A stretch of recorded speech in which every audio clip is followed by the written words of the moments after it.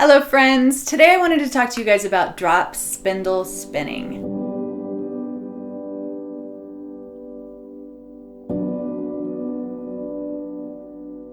Now, some of you may know that I am a weaver and I have my big Saori floor loom right here. And when I first started weaving just on a hand loom, I was kind of bored with the normal yarns that you could buy. Now you can go on Etsy and you can find beautiful artisan spun yarn that is, thick and thin and just, all sorts of colors and different kinds of fiber makeup. But it was really important to me as an artist that I created my own yarn for the weavings that I made. I also was really specific about, the thickness of the yarn that I was using and the colors. I would envision a weaving that was made up of very, very specific yarn that would have been very challenging for me to actually just find, order, incorporate into my piece. I needed to be able to create my own yarn. So I decided that I would start learning how to spin. And there are numerous different ways, styles of spinning. You can get a big spindle that does it really fast for you. I've tried them all, and drop spindle spinning is by far my favorite. I wanted to teach you guys just kind of the basics. Very, very quick overview of the basics, as quick as I can make it, so that you can at least figure out if that's something that you may want to do. So first of all, I want to talk about getting into it. These were questions that I had when I first started. I knew I wanted to spin, but I didn't know where to start. And it was really hard to find, what kind of a spindle to go with. Now, so spindles, like everything else, can come in just a huge range of prices and quality. You can have a $10 spindle, you can have a $200 spindle. I have a $200 spindle and I adore it. It's worth every penny. But I also have some $15, $20 spindles that are incredible as well. So, starting off, obviously you want to start with a spindle that is, moderately priced, because you don't know if you're going to really get into it that much. Etsy's a great place to start. I know that Amazon does have some. I'm not sure how great they are. I do know that there are a few sellers on Etsy that I will link in the comments that I've had great success with their spindles being very true, which means when you spin them, they're not so wobbly. They're very well balanced, and they're beautiful as well. And you're supporting a small business, which especially right now in this environment is so important. But that being said, finding a spindle, there are a lot of different technical things that you need to keep in mind. These are things that you're going to figure out as you get more into it. So weight and size, they come in a lot of different weights, very specific weights, and sizes as well. Now, the weights and the size are going to depend on the kind of yarn that you're going to spin. So, of course, most new spinners tend to err on the thick side because they don't want that fiber to split, and then they have to, section them together, and it just takes more work. So you will want to start with a spindle that is kind of right in the middle, right in this sweet spot of thick and thin. So probably about a 1 to 2 ounce spindle will be good for you. The lighter weight spindle is going to correspond with a thinner yarn. A heavier weight spindle, of course, is going to be better for a thicker yarn because it's going to pull more at the fiber. It's going to also be heavier. It's going to be able to handle a thicker yarn. Now the whirl size, when you look at a spindle, you have the whirl, which is this top part, the large part, and then you have the shaft. So shafts are pretty standard. I think they're usually around like 6 to 9 inches, I want to say, but it just depends on how much you can get on it. It's the whirl size that's going to make a huge difference in your spinning. you'll want to stick probably somewhere around a 3-inch whirl. So a 4-inch spindle would be best suited for someone who is plying, and that's putting 2 of your spun yarns together and making them into one. And of course, you know, having a larger whirl is going to accommodate the larger sized yarn. So I do have some 2-inch whirls, and those are great for my really, really thin yarn. And again, you know, it's this balance between your whirl size and your weight, and this is all stuff that you will kind of intuitively pick up as you get more into spinning. I don't want to get too into that. I just want to tell you what you want to start with so that you have a good place to jump off. But I can really honestly tell you that once you really get into it, you will get a feel for what kind of weight of spindle you need and what size. So again, for a beginner, I would go with a 1 to 2 ounce weight spindle, probably erring more towards the 2 ounce side, and then a 3-inch whirl. And these are everywhere on Etsy, and I will link some of my favorite shops below. Okay, so the next consideration for a new spinner is going to be your fiber. So a great place to start then would be a wool, and like a merino wool would be wonderful for you to start. It's generally very, very easy to pull, very easy to draft, and we'll get into that here in a minute. Very kind of uniform in its fiber, and you'll probably want to go ahead and get a wool roving. You can find this very easily on Amazon, again on Etsy. I will always defer to Etsy only because I think it is so important to support small businesses. You can buy them. Usually you'll see them come either braided or in just a roving like this. And this is just a plain merino wool roving. It is dyed, and I got this one off of Etsy, and this is where you're gonna start. And so I wanna show you how to take this and spin it onto your spindle. So just a word of advice before we get started. When I first started spinning, I was a little bit disappointed because it was very challenging for me to actually get the hang of it. It was something that at first, for the first few days that I tried it, I was not getting more proficient. I wasn't getting faster, and with as much yarn as I go through on my big floor loom, I was very concerned that it would take me forever to come up with just enough to maybe make an inch on my loom. And that's very normal. Please know starting off though, and I can tell you from experience, don't get upset about this. So I'm going to start by teaching you guys this practice called park and draft.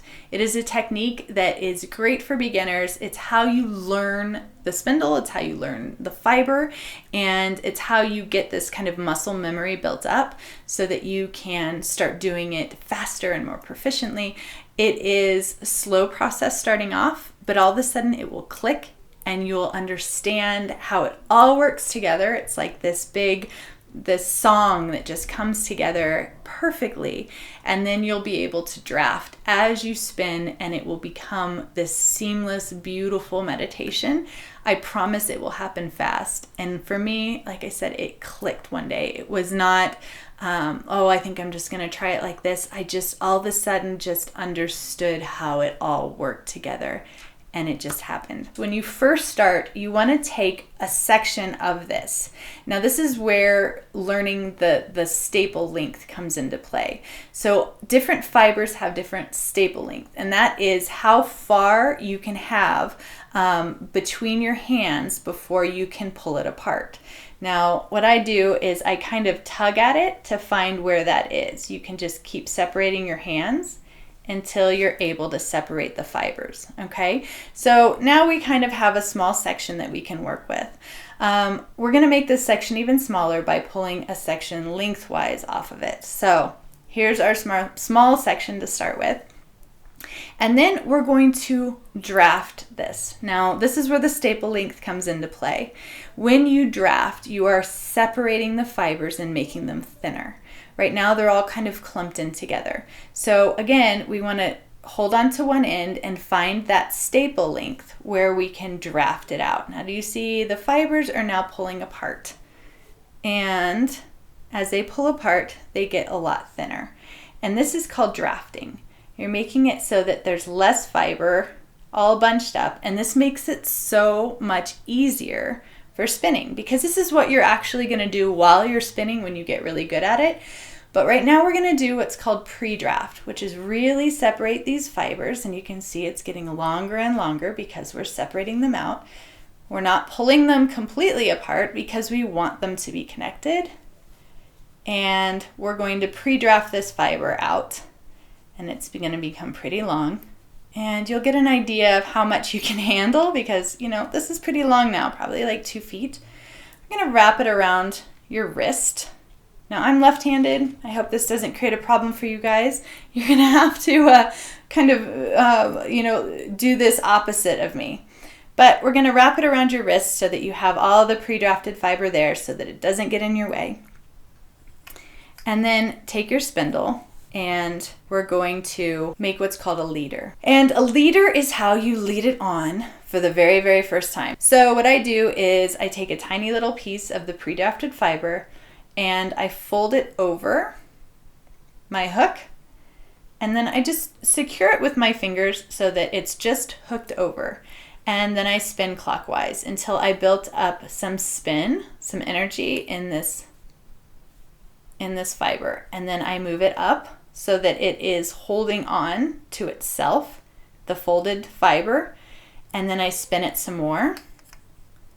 And then I move it up.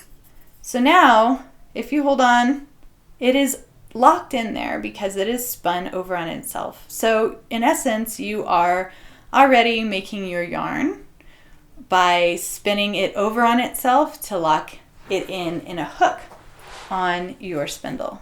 Okay, so now we're going to look at actually starting to spin. And here is the park and draft method. So the park is putting it in between your knees. That is how we park it so that we can draft a little bit more and bring the spin, the actual energy that we have stored up into that spin up the yarn. So we pick it up, we get some energy going in the spindle by spinning it clockwise. So you're going to park your spindle. You're going to take your right hand, which is going to probably be your left hand. This is my right hand. Remember, I'm left-handed. So you're going to take your left hand and you're going to pinch where the spin stops. Now you have this drafted fiber here and you want to pull it to make it as thick as you want this fiber. Now again, as a beginner, you're going to want this pretty thick so that you don't overdraft your fiber. And then you're going to let go slowly, and you can move your fingers up the spindle to meet your other hand where you're pinching.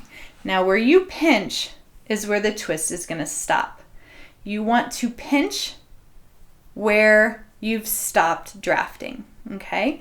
So we are storing up that energy. We've got this wonderful section right here that we've spun, and now we're going to pick it up from between our legs, spin it clockwise again until we have some built up energy in there, and you'll be able to see it starts getting tight. A lot of people say spin it until it starts backing up on itself, when it starts spinning the other way. Then take your spinning hand, pinch again where the actual spun yarn stops, and then you're going to take your other hand and pinch where you've done drafting. So you can draft a little bit more. I know we've pre-drafted this yarn, but we can draft a little bit more. Sometimes it takes a little bit of a tug. So this is how much I need for the spin to travel up, and I let go, and there, the spin traveled up to my next fingers where I have this undrafted or pre-drafted. So there we go. Now it's spun some more section, probably about 2 or 3 inches, and I am blocking the rest of the spin from going into the rest of the fiber. So then we unpark, we spin it again clockwise, and it kind of comes to a stop, so we know we can park it again, We're going to take our spinning hand and pinch it, draft it however much we want that spin to travel up.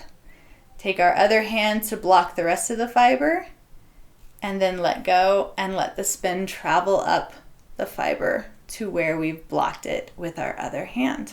Now it's getting to the point where it's long enough where we need to start twirling it around the spindle. So this is generally really easy when you have already started this process. Right now it is not on the spindle, it's just on the hook. So we're going to carefully unhook it, and you want to twirl it around the shaft, but over itself so that it hooks onto that first part.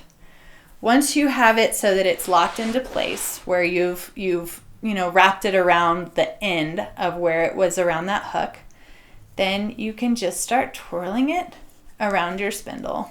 And you want to leave yourself a good probably 6 inches.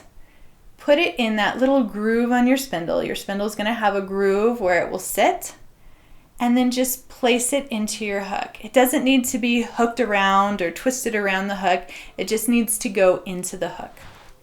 All right, now we start again. We go ahead and we twist it clockwise, park it, grab a hold of that fiber, give it a nice tug so that we can draft it.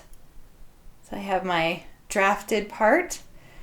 Pinch it with the other hand so that we can stop the energy traveling up the fiber, and then let go with the one hand so that the energy goes ahead and travels up to meet your next hand. And we spin again, park it, pinch it, draft some more fiber, and then let go. Okay, so that's it. That's pretty simple, huh? Twist it around when you get a length that is long enough so that you're not stretching your arms in weird places, and then keep starting. Now, eventually, you're going to get to the point where you're going to spin and draft at the same time, and you won't have to park, and you spin and draft and spin and draft, and it becomes a very seamless process of spinning and drafting without having to park it. Now you'll notice that you're probably going to get inconsistencies in your yarn, and that does not make this not good yarn. Like I said, my favorite yarn is thick thin, and I have to really work at that now because I've just gotten very good at making it consistent, but for the purposes of my weaving, the very chunky kind of inconsistent yarn just makes for beautiful weaving. So I just want to say, please don't get discouraged. I know it kind of seems overwhelming once you get started, especially using the park and draft method, that it will take forever to fill up your spindle. But just know that if you give it probably an hour a day for a week, you'll start to get used to the process. Your body will start to figure out that there's an easier way to do this, a more efficient way to do it, and soon you'll find yourself drafting without having to park while you're spinning, and it will become this seamless, beautiful meditation of creating gorgeous yarn, and you will get your own rhythm. It won't take long, I promise. I will be happy to make more videos, and I will in the future, on finishing up when you're actually done with a spindle full of yarn, what to do with it after that, because there is a certain process to make sure that your yarn stays beautiful, stays wound, and then also different things that you can do with it. Like, again, if you want to ply it, put 2 or 3 different sections together to make it a little bit more durable and give it a different look. All depends on what you're using it for, but it is a beautiful process. Does not take a lot of money to get into this. Again, you could probably find a really good spindle for around $15 to $20, a bag of merino wool for maybe $10 or $15, and you have hours and hours of incredible spinning practice and really getting to know this process to see if it's something that you enjoy. So I hope you found this helpful, and I will be posting some more videos on this process and where to go from here. But this should give you enough to get started. And until next time, be well.